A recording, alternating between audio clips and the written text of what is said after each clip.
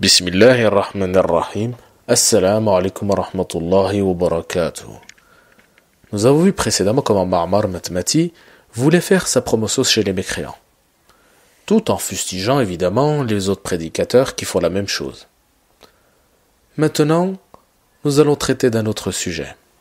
Pour ceux qui ont suivi mes vidéos, j'avais mis le hadith concernant les égareurs ignorants qui allaient être consultés par les gens en quête de science. Malheureusement, ils s'égareront tous, faux leaders comme la masse attentive à leur discours. Nous voyons actuellement ces égareurs se multiplier telle une vague déferlante qui grossit chaque jour avant de venir mourir un jour sur les rochers du rivage avec grand fracas. Et le jour où cela arrivera, il sera trop tard. Entre les prédicateurs de l'UOIF, les savants du palais et les réformateurs, il y en a absolument pour tous les goûts, et Ma'mar Matmati fait partie de ce club. Nous allons voir que ce hadith est vraiment révélateur de notre époque de fitna. Voici un exemple. Une fatwa peu connue venant directement de la Sainte Chambre. Au passage, il faut préciser que le cheikh aurait un niveau équivalent à Bukhari. Mais passons. Je vais vous laisser écouter intégralement les propos. Note numéro 4, 32 minutes 03 secondes à 32 minutes 55 secondes, et Imran Hussein nous parle d'une question de l'intérêt bancaire, donc ce qui est interdit en islam, l'usure, etc. La riba. Donc Imran Hussein nous dit que les juifs ont falsifié la Torah, donc, elle a été falsifiée, la Bible, l'Ancien Testament et le Nouveau Testament ont été falsifiés, et donc il nous dit que les juifs ont commis beaucoup de méfaits à changer la parole de Dieu. Donc il nous dit que Allah a interdit le prêt intérêt, les juifs l'ont changé, d'accord, donc les juifs l'auraient changé, et dans la mesure où chez les juifs alors d'aujourd'hui, il est écrit dans la Torah, à ton frère tu ne prêteras pas avec intérêt, mais à l'étranger tu prêteras avec intérêt. Donc lui il estime que dans la mesure où Dieu a interdit l'intérêt, c'est valable pour tout le monde. Et les juifs ont falsifié ce verset de la Torah, en le transformant en disant que à ton frère tu ne prêteras pas, mais à l'étranger tu prêteras. Donc pour lui il y a falsification de la part des juifs. Alors que là il fait à mon sens fausse route. Bon, c'est une question qui est très compliquée et qu'on a très peu de textes au niveau dans le Coran de la Sunna sur pas sur la loi fondamentale, mais sur tout ce qui entoure cette loi fondamentale, parce qu'on sait que dans l'islam l'intérêt est interdit. Mais pourquoi Imran Hussein fait à mon sens fausse route? Puisque même dans l'islam, la loi coranique et prophétique qui est valable pour les musulmans n'est pas forcément valable pour les non-musulmans. Ce qui est valable pour les musulmans n'est pas forcément valable pour les non-musulmans. Et ce qui est valable pour les non-musulmans n'est pas forcément valable pour les musulmans. Et je m'explique. Si vous prenez l'exemple de l'héritage en islam, le prophète, comme on le sait, a dit un musulman n'hérite pas d'un non-musulman. Et un non-musulman n'hérite pas d'un musulman. Donc on sait qu'un musulman hérite d'un musulman, mais on apprend qu'un non-musulman ne peut pas hériter d'un musulman. Donc la loi change. Par exemple, le prix du sang, ce qu'on appelle le prix du sang, lorsqu'il y a eu un crime, lorsqu'il y a eu quelqu'un qui a perdu, qui s'est fait taper, qui a perdu un nez, qui a perdu un œil, etc., ce qu'on appelle le prix du sang. Le prix du sang varie en fonction de si la personne est musulman ou s'il ne l'est pas. S'il ne l'est pas, le prix du sang est moindre, au même titre que par rapport à la femme. Ces exemples-là démontrent de façon très claire que la loi n'est pas toujours valable pour le musulman, comme par exemple le prophète a dit on ne tue pas un musulman pour un non-musulman. On ne tue pas un musulman pour un non-musulman, etc., etc. Donc, ce qui démontre très clairement que ce qui est valable pour les musulmans n'est pas forcément valable pour les non-musulmans. Et j'ai un texte d'Ibn Abbas qui dit, par exemple, que l'intérêt ne s'applique pas aux non-musulmans. Ce qui veut dire quoi concrètement? Ce qui veut dire que lorsque Dieu interdit un certain nombre de choses, les lois qui touchent sont valables pour les musulmans. Elles sont valables pour les musulmans parce que Dieu s'adresse aux musulmans. Donc c'est pour gérer la cité des musulmans. Lorsque ça concerne un non-musulman, ces lois-là ne sont plus valables. Parce que là, c'est des lois relatives à la guerre, etc., qui rentrent en vigueur. Donc, elles changent. Et les textes laissent à penser que l'intérêt est interdit entre musulmans, mais il n'est pas interdit avec les non-musulmans. Ça va, en tout cas, les textes vont dans ce sens-là. Il faudrait faire des investigations, mais les textes vont dans ce sens-là. Donc, ils vont dans le même sens que l'exemple que lui a donné et qui considère être, comme il dit, c'est des cafards, vous pouvez les rouler. Donc pour lui, il conclut ça en disant les juifs ont modifié ça puisqu'ils considèrent les non-juifs, comme étant des kafares qu'on peut rouler. Alors qu'en vérité, il s'avère que dans l'islam, c'est la même. En tout cas, tous les textes d'aujourd'hui vont de ce sens-là. Donc l'intérêt est valable, c'est contextuel, c'est pour les musulmans entre eux. Lorsque ça touche des non-musulmans, on rentre dans un code qui est différent que ce code-là. Comme on l'a vu pour le prix du sang, pour l'héritage, pour le fait de tuer, on ne tue pas un musulman pour un non-musulman, etc., etc. Donc, à mon sens, ça va exactement dans le même sens. Alors que lui considère comme, le fait de considérer ça comme des cafards et des gens qu'on peut rouler. Nous écoutons le 5e extrait. Le mot consternation n'est pas assez fort ici devant ce flot d'ineptie. Subhanallah. Lui qui fustige les personnes qui ne regardent pas les sources élémentaires islamiques, Coran et Sunna, n'a même pas pris la peine de vérifier. Ou bien alors, il a vu ces sources, mais il les a ignorées. Dans les deux cas, cela n'étonnera pas grand monde. Ainsi, il prétend que riba est halal avec les mécréants, et il va même plus loin en disant que les juifs n'ont absolument pas falsifié la Torah. Ainsi, Nostradamus Hussein a tort sur ces points-là. Regardons en réalité ce que dit Allah subhanahu wa ta'ala.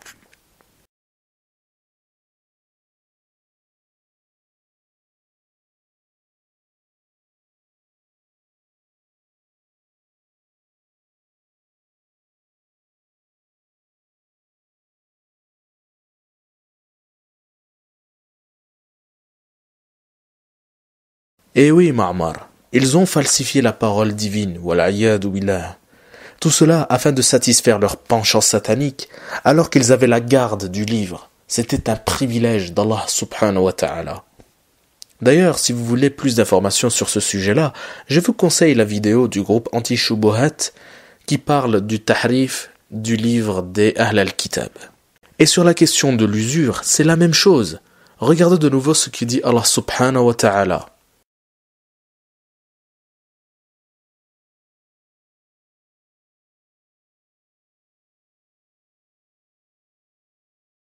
Mais tu oses prétendre le contraire. Franchement, tu fais fort là. Mais tu ne t'arrêtes pas là. Tu prétends aussi que l'on peut faire du riba avec les non-musulmans. Nostradamus Hussein a donc tort quand il dit « Vous pouvez les rouler, ce sont des cafards », puisque tu dis que l'islam, c'est la même chose. On peut donc arnaquer les non-musulmans. D'ailleurs, la façon dont tu acquiesces montre un petit peu cette fourberie que tu as en toi. On peut donc avoir un système équivalent à ceux des goïms. Tu balayes d'un revers de main les menaces d'Allah subhanahu wa ta'ala et de son messager sallallahu alayhi wa sallam, comme le prouvent ces versets.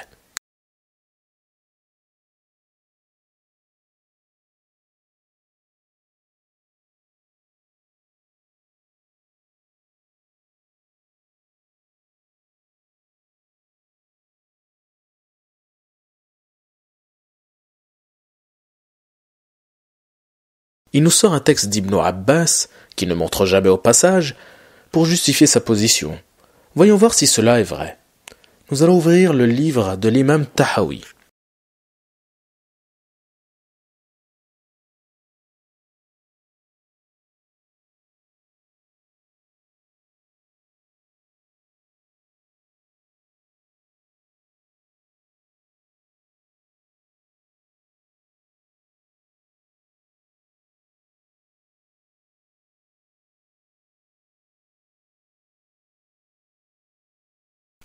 Nous voyons la position de l'imam Abu Hanifa qui autorise riba en terre de guerre, Dar al-Harb, avec un mécréant. Il faut savoir que les conditions imposées par l'imam sont strictes. Le musulman doit être plus fort. Riba doit être au désavantage du mécréant. Cet argent doit servir la Oumma et non pas s'enrichir personnellement. Et évidemment que ça se déroule dans Dar al-Harb. Or, Ma'mar Matmati ne cite pas du tout cet avis. Il dit qu'on peut faire un riba avec les mécréants, sans distinction, et peu importe l'endroit, puisque, comme je viens de le dire, il ne précise pas. Il fait un parallèle avec le talion ou l'héritage pour pouvoir se justifier. On peut donc s'enrichir sur le dos des mécréants à la star des juifs avec les goïms, ou même avoir une réciprocité, c'est-à-dire de pouvoir payer riba à des mécréants, puisque Ma'mar Matmati dit que les juifs sont dans le vrai quand ils parlent de l'usure. Et nous allons voir, Inch'Allah, plus tard dans la vidéo, que les juifs effectivement autorisent l'usure avec les mécréants dans les deux sens. Et comme nous l'avons vu, le texte d'Ibn Abbas parle de l'époque du début de l'islam et cette époque a été abrogée. Abu Hanifa est d'ailleurs le seul à autoriser riba en utilisant ce texte-là. Mais les autres savants sont unanimes pour dire qu'il y a interdiction absolue de faire riba. Examinons de plus près ce qu'est riba. Nous n'allons pas trop rentrer dans les détails car il s'agit d'un sujet technique qui nécessitera une vidéo prochaine, Inch'Allah, sur ce sujet-là. Il y a deux types de riba, riba al-nasi'a et riba al-fadl. Commençons par riba al-fadl. Il s'agit de faire un échange de main à main de deux marchandises identiques n'ayant pas la même quantité. Exemple, un seau de dattes contre deux seaux de dattes. Il existe un autre texte parlant d'Ibn Abbas et de l'usure. Ibn Abbas n'avait pas compté au départ le riba al-fadl comme étant de l'usure, car il n'était probablement pas au courant de l'interdiction. Et comme le prouve ce hadith, il est revenu sur ses positions afin de se conformer. Le second type de riba est riba nasi'a. Les Arabes polythéistes pratiquaient ce type d'usure. Cela consiste à prêter une somme d'argent à rembourser à une date déterminée. Au-delà de celle-ci, le créancier peut infliger des pénalités de paiement. Exemple, si je me fais prêter 1000 € à rembourser pour le 1er janvier, si je n'ai pas remboursé intégralement la somme, à partir du 2 janvier, je vais me voir infliger des pénalités de paiement. Ceci est riba nasi'a. Nous avons vu qu'avant la conversion d'Ibn Abbas radiyallahu anhu, il a pratiqué ce type de riba et cela a duré après sa conversion. Mais après l'interdiction survenue par Allah subhanahu wa ta'ala, il a pu conserver ses biens comme le dit ce verset. La riba version juive, qui est aussi parmi riba nasi'a, consiste à prêter une somme et à payer un prix dessus avec un certain pourcentage. Voici un petit exemple simple. Si la banque me prête 12 000 € avec un taux d'intérêt de 3%, je vais devoir rembourser sur un an 1 000 € plus 3% de ces 1 000 €, 30 €. Ainsi, 1 030 € doivent sortir chaque mois pour rembourser la banque. Ainsi, sur une année, je vais devoir payer 12 360 € alors que je n'ai emprunté que 12 000 €. Ces 360 € sont de l'usure. Et comme l'a dit Ma'mar Matmati, les juifs sont donc dans le vrai, selon lui. Et donc, nous allons regarder un petit peu ce qu'en disent les juifs dans la Torah.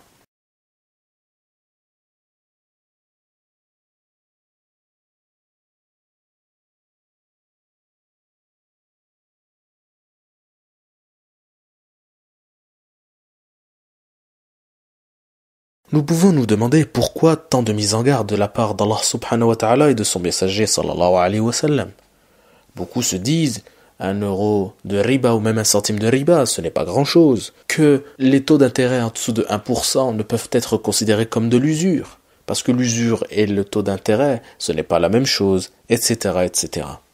Sache mon frère, ma sœur et vous tous qui écoutez cet audio, que riba est l'un des plus grands mots sur cette terre. Et nous allons voir rapidement les conséquences.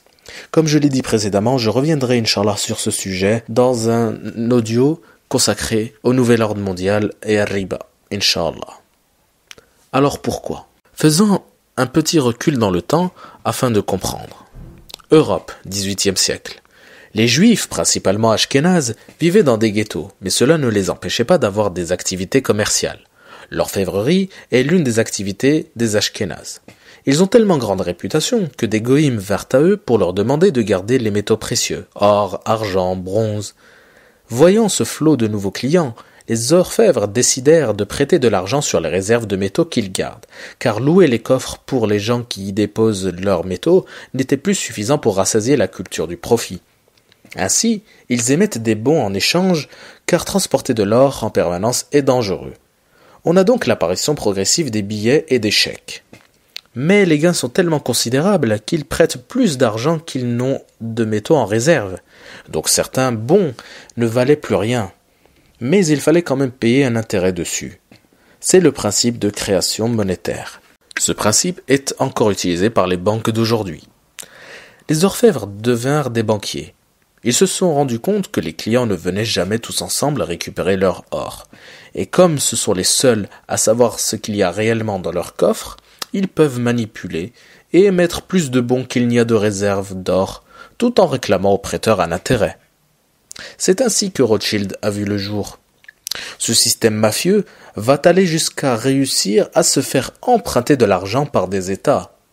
Avec les taxes, les nouveaux banquiers avaient une assurance d'avoir leurs revenus usuraires. Les États sont devenus dépendants de ce système de financement privé et taxent de plus en plus les populations afin de rembourser leurs créanciers. D'ailleurs, l'impôt sur le revenu est intégralement reversé aux usuriers en France. Il représente 50 milliards et il y a à peu près 50 milliards d'intérêts sur la dette française. La guerre et la spéculation sont des activités très lucratives et influentes. Progressivement, les créanciers prennent le réel pouvoir et mettent en place des marionnettes. Ainsi, les famines, les guerres, la pauvreté et tous les sujets analogues sont dus à l'usure. Voilà donc les conséquences néfastes pour l'humanité. Nous comprenons pourquoi Allah subhanahu wa ta'ala a mis en garde. Nous sommes devenus de véritables esclaves des banquiers et notre argent ne vaut absolument rien. Voilà le genre de société qu'amène l'usure. En suivant la sunna des Juifs, nous sommes perdus. Nous voyons les conséquences chaque jour. L'usure est l'une des pires abominations. Ainsi, comment Ma'mar Matmati peut dire que l'on peut faire du riba avec les non-musulmans, à l'instar des Juifs avec les goïms? Regarde donc ce qu'ont fait les Juifs de ce monde. Est-ce ça que tu veux? Un Rothschild version islam?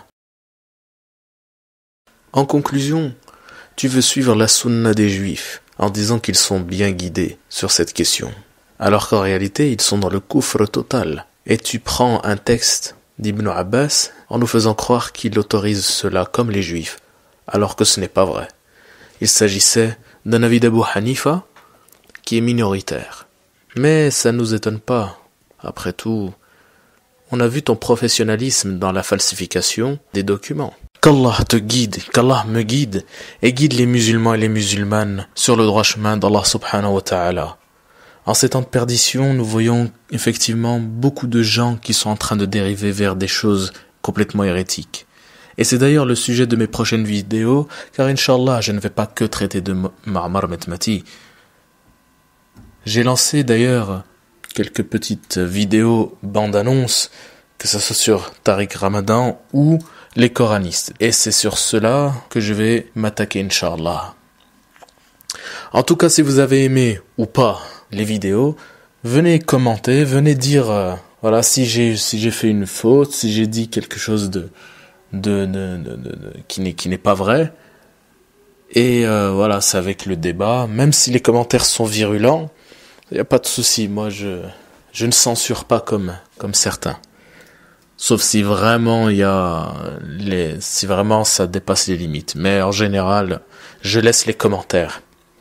Et n'hésitez pas à vous abonner pour connaître les prochaines vidéos, Inch'Allah, et à visiter aussi la page Facebook. Voilà, donc le dossier Ma'mar Matmati est clos entre guillemets, car s'il y a des choses nouvelles qui nécessitent un audio, je n'hésiterai pas à en refaire d'autres, Inch'Allah. Et je vous conseille, en dernier lieu, d'aller visiter la chaîne Débat Sunnite Chiite, la chaîne Matmati Ma'mar Santaria, la chaîne Shia Ibn Mut'a, si vous voulez avoir plus de connaissances sur le chiisme et sur Matmati Ma'mar également, si vous voulez approfondir un petit peu. La chaîne Anti-Shubuhat, comme je l'ai dit, qui traite aussi de temps en temps des chiites et aussi surtout du dialogue interreligieux avec les Ahl al-Kitab. Le site aussi chiite.fr et c'est déjà pas mal. Voilà, il y a, alhamdoulilah, des frères et des sœurs qui se consacrent à ce travail-là. Moi, je ne fais que synthétiser ce qui a déjà été fait. Et qu'Allah vous récompense et vous bénisse, mes frères et mes sœurs. Assalamu alaikum wa rahmatullahi wa barakatuh. On se retrouve pour le prochain sujet, les coranistes. Inch'Allah.